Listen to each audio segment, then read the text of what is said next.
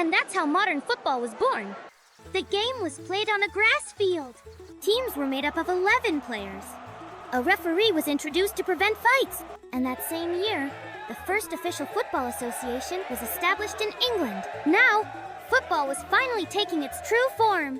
But at this point, football was still mostly played in England, so how did it spread worldwide? And when were the first international matches played? Let's go find out. After football became regulated in England, it gradually spread to other countries. We're now in 1872, witnessing the first ever international football match.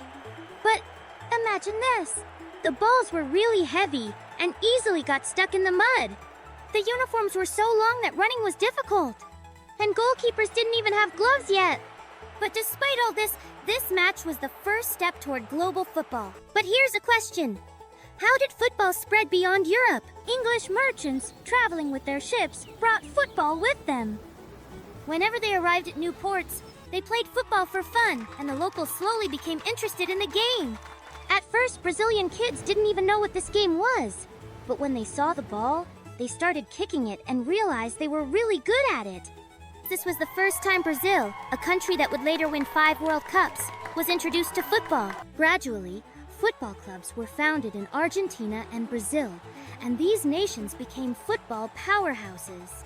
The first professional teams were established in Argentina and Uruguay, and people fell in love with the game. In Argentina, the first football club was founded in 1893. Football was quickly becoming one of the biggest and most beloved sports in the world. As people saw how exciting football was, they started organizing bigger competitions. That's how different football leagues were created across Europe and South America. Now that football had become popular all over the world, there was a big problem. There was no organization to manage international football rules. Every country had its own rules, and when teams from different nations played against each other, it caused a lot of confusion. Until May 21, 1904. When representatives from France, Belgium, Denmark, the Netherlands, Spain, Switzerland, and Sweden gathered in Paris and decided to establish an international football organization. And just like that, the Fédération Internationale de Football Association, or FIFA, was born. FIFA was responsible for managing international competitions and ensuring that all teams followed a unified set of rules. At first, FIFA had only 7 member countries, but over time, the number of members kept growing. 914. FIFA took charge of overseeing Olympic football for the first time. 1920s.